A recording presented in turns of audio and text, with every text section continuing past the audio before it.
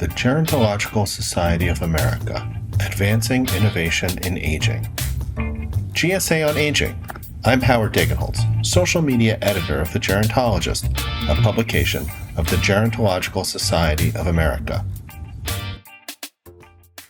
I spoke with Shabnam Haghzare, PhD, about her paper, Can Automated Vehicles Be Useful to People Living with Dementia? The Perspective of Care Partners of People Living with Dementia. This paper was selected as editor's choice in the Gerontologist and was completed as part of Dr. Haghzare's doctoral dissertation in biomedical engineering at the University of Toronto. She was also a postdoctoral fellow at the KITE Center at the Toronto Rehab Institute in Toronto University.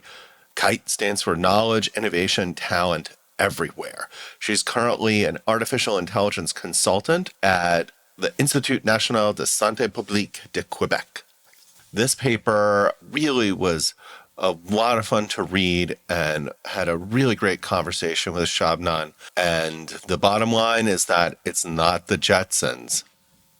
Shabnam, you had a recent paper in the Gerontologist about automated vehicles. And I thought it was really interesting. And I wanted to talk to you about this paper and your broader research program. Absolutely. So to start off, thank you so much for your interest and for having me. I started this research project at the same time when I started my PhD at the University of Toronto. And the reason why I got interested in this area in particular, it comes from my general interest in using artificial intelligence and the tools that can be designed by artificial intelligence, in this case, namely automated vehicles, for lack of a better word, for good. That would include to increase health, safety, and using it to help individuals who have living with certain impairments or deficits to be able to a more healthy, safer lives all around. So was this part of your dissertation? Yes, it actually was. Yeah. The entire dissertation was around adapting automated vehicles as assistive technologies for older adults living with and without dementia. So you said adapting automated vehicles. So does that mean that off the shelf, they might not be appropriate for older adults? That's a great question, because our hypothesis was that we went to this research project, and when I say we, of course, there's an entire team behind this project, as you can see on the publication itself as well. We went to this area project not knowing really whether or not the automated vehicles that are currently designed, some of them available on the market, are compatible with the abilities of older adults living with or without dementia. So we went in, we wanted to ask that question, we wanted to know, first of all, whether the answer to your question is a yes or no. And our research showed that at least to some extent there is that incompatibility still, because these vehicles have been designed with general healthy populations in mind and not really focused on the specific requirements of population demographic. That was my impression as I read your article, that I started with the idea, I read the title and I thought about it, and I've ridden in Teslas with the autopilot mode, and I have older parents, talk about that later. And in one of the very first episodes of the podcast, we interviewed somebody about driving cessation and thinking about driving cessation. And I thought, wow, this is a great technology. Like, this will improve transportation for older adults. And as I got into the paper, I thought, well, maybe not. Maybe there's some challenges here that have not been addressed. And maybe you can talk a little bit about it. And I think about it, there's two buckets here. One is the technology, but then the other is the older adult or person with dementia themselves might not be able to use this kind of technology as easily as we might think. So can tell us what you found in that regard. Absolutely. So to start from your point, that is absolutely correct. Driving cessation among older adults in general, but in particular among individuals living with dementia, is a big problem, as you noted, has been times and times brought up. I think another very good article in Gerontologist by Siolis et al. Shed a light on this.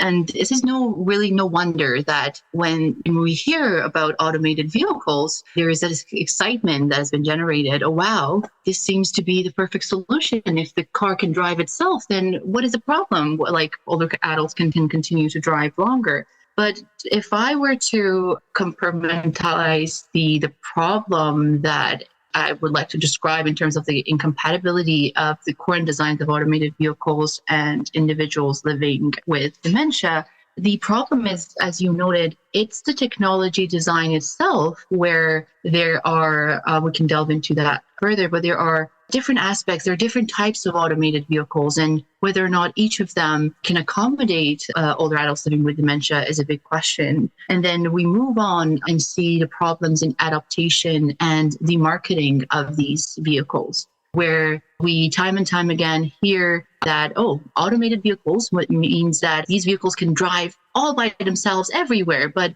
as you noted, you've driven in a Tesla and that's not the case. So if we were to have an older adult living with dementia whose driving is restricted with usual cars, then we are essentially just adding more unknowns to this very big problem of driving cessation. So imagine, how do we go about licensing and testing these individuals? So it just becomes exponentially a bigger problem. And what we really tried to do was to start this conversation and say, look, this incompatibility is there, and we need to be testing and talking about and thinking about this sooner rather than later. So this is the intent of very much the article. So let's back up and talk about, what does this look like, automated vehicles, the use of them look like for people maybe at early stages of dementia or disability, before we get to sort of absolutely can't operate a vehicle, but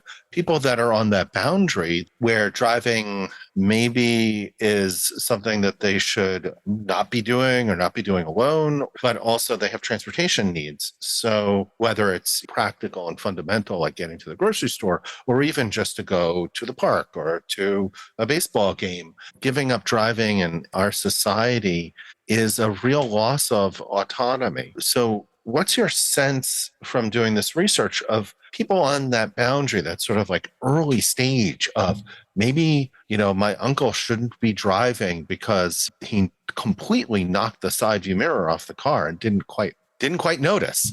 So is technology going to help there, or is it going to create new challenges and new dangers? That's a very good question. And if I may, I'm going to preface this by pointing out that when we talk about transportation, we are concerned about driving from point A to point B, but also how that individual, when they arrive in their destination, can park the car, navigate to their doctor's appointment and whatnot. And to your point about individuals living with early stages of dementia, probably the focus and the concern would shift more to the driving aspect itself, because the concerns about them being able to navigate when they arrive at their destination is not as, probably in most cases, as big of a concern. So when we talk about the driving in and of itself with an automated vehicle, again, I would like to branch it out here and say, when we talk about automated vehicle, this is an umbrella term where in this vehicle, the control of the driving tasks, such as braking, accelerating, it can be shared between the automation and the individual. And in this case, if we want to delve a bit deeper, I think it has been pointed out in our research as well that this type of, if you will, assistive automated vehicles can potentially be useful for individuals living with early stages of dementia. But I'm going to put a big caveat on this, to say that this is yet to be tested. And in fact, it's one of the future projects of our team. But the second aspect of it is an ongoing project of our team, is about the sharing of the control with the automated vehicle, where it's not about sharing the responsibility, but sharing the time sharing of control. So have the control going back and forth. And that brings about another, again, challenge of the task of taking over driving, activating the automation. So it's another whole realm. Yeah, that has a lot of real-time decision-making, manual dexterity, executive functioning, recognizing that this is a dangerous situation. And then also, recognizing that, okay, the technology is not working right now. And that's a pretty common experience among Tesla drivers. So that should make us very cautious about putting somebody with executive function limitations behind the wheel. Let's back up. To be fair, they're already behind the wheel. So the question is, does this technology make it safer? But then I think what you're saying is, yeah, maybe, but relying on it has a new form of risk. Absolutely. And to again emphasize, when we're talking about, as you're more than familiar with on this compared to myself, is that when we're talking about cognitive decline or even dementia, again, we're talking about, it's an umbrella term, right? We're talking about a wide variety of declines that can happen, not only just the stages, but whether or not the individual still is capable of performing the motor tasks or have the motor dexterity, as you noted. And that would play out with a different type of technology and automated vehicles that are coming out from different companies.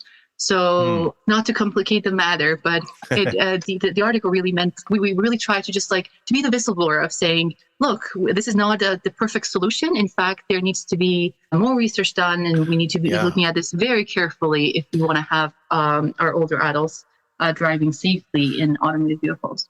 So as I read the article, what formed in my mind was the science fiction future where we have vehicles that don't have a steering wheel, where you maybe sit on a bench almost like a bus and it knows where you need to go and it takes you there. And part of me was thinking, well, I have so many questions about this. One, it's a wonderful future, but you can't just introduce that to an 85-year-old person with dementia because they just wouldn't know what to do in that type of vehicle. And two, I think the caregiver interviews make it clear that sending them off alone is problematic, just from the point of view of sitting in the vehicle, but also getting what happens when they get to their destination. And we talk about that in transportation as a through the door assistance. So door to door assistance, brings you to the curb and then you get out of the vehicle. And that's kind of like a taxi ride. But through the door means getting that person actually out of the vehicle, onto the sidewalk, and to their destination successfully.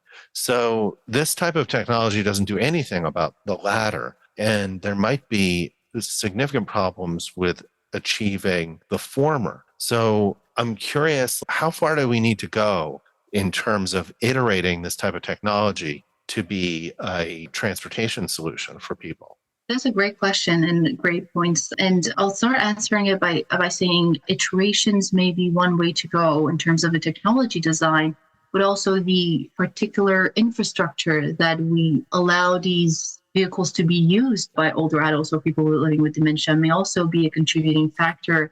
And to that end, if you're talking science fiction, a more tangible reality or story would be to use automated vehicles in geographically limited areas where, for instance, you are probably familiar with a city in Netherlands, which is designed for individuals living with dementia, and individuals who even work in grocery stores and whatnot. They're all trained to be able to help these individuals, for instance, by providing them through the door assistance. Yeah, I'm thinking about also the villages in Florida, which is a retirement community, and everybody gets around in golf carts. So you could replace those golf carts with some type of automation. It's low speed and it's on a closed community, right? Absolutely. So that would alleviate some of the concerns around the safety of the technology itself, about whether or not individuals have the backup through the door assistance that they may need. But also another point that you brought up, and it's, as I'm aware, it's an active point of research. In fact, I think coming out of University of Florida, is the acceptability of the automation in general by older adults living with dementia. Because while we can ensure that, okay, these vehicles are being used in these villages and all in all, the safety has been guaranteed, but whether or not the individuals, especially living with in later stages of dementia, will be able to not react and accept this automation driving for them, again, that is still a big question that I haven't seen an answer to yet. Really fascinating challenges. And I think the technology is coming. So I think the opportunity for research is, and the importance of research, I think is really clear. So Shabnam, tell me what you're working on now and where's your research program going?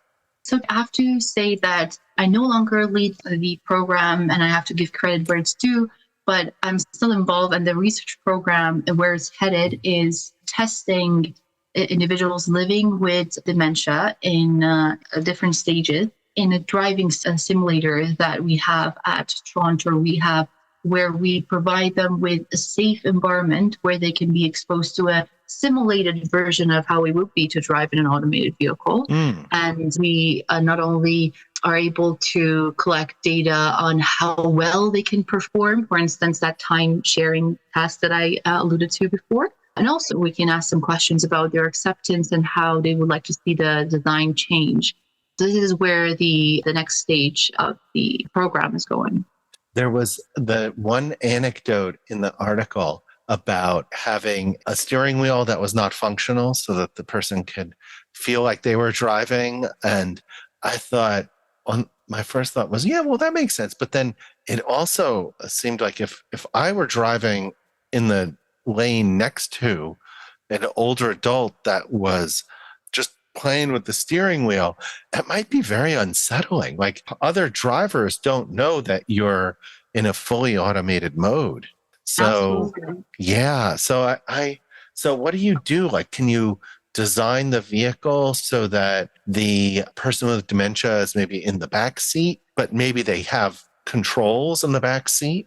I don't know. So that is a great question, because to add to that complexity that you just noted, there is that ethical question of how much control do we give or restrict from the individuals living with dementia. And to that note, I think there are comments from individuals living with dementia, I believe, that they do prefer to sit in the back seat to have that comfort. It's more familiar to have somebody, a virtual driver, drive for you.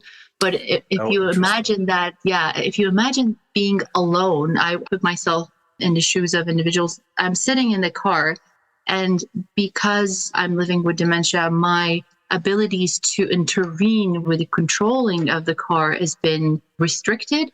And is that, to what extent that is ethical? Like, what control do I have? Or is there a need for somebody else, a care partner, to have that control virtually somewhere else? Because this happens, somebody may need to get out of the car sooner than their destination, their program destination. So all these questions becomes more complicated, I do believe, as these stages of dementia may progress and as we think more about it.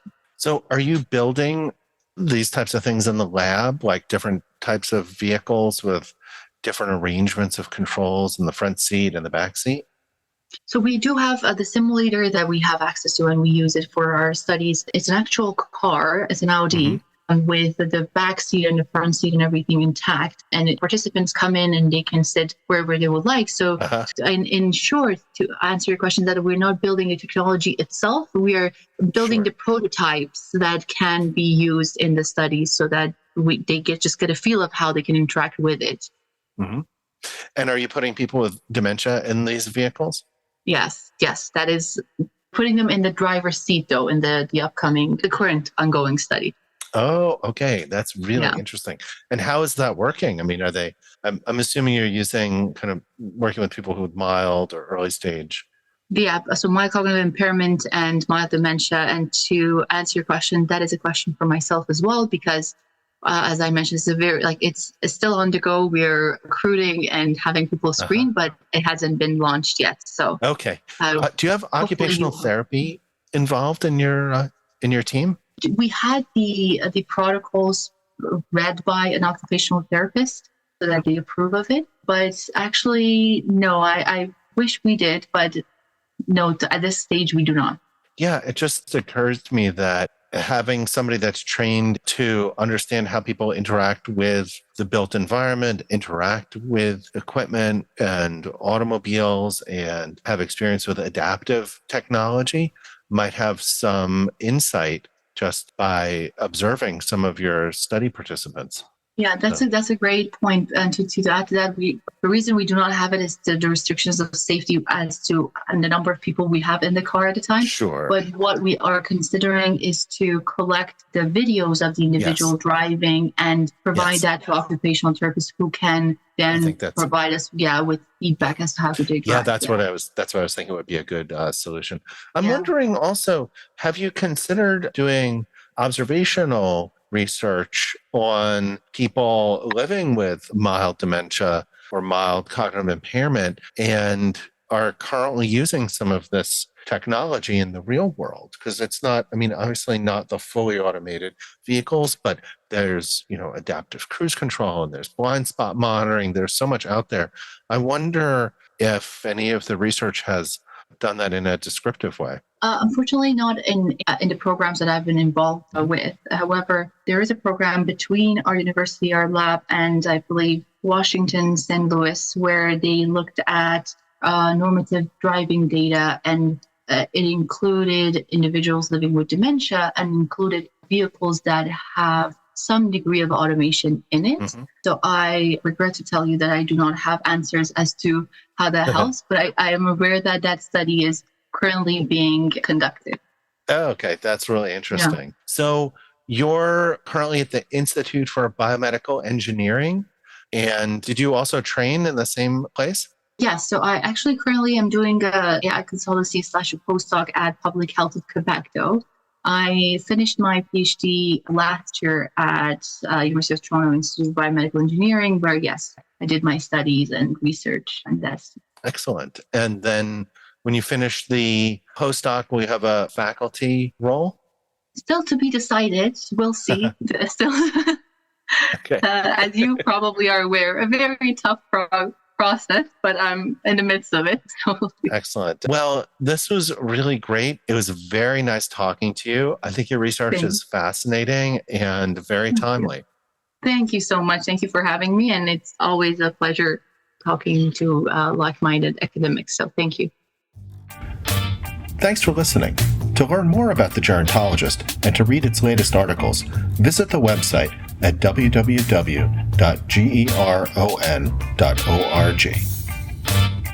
The Gerontological Society of America was founded in 1945 to promote the scientific study of aging, to encourage exchanges among researchers and practitioners from the various disciplines related to gerontology, and to foster the use of gerontological research in forming public policy.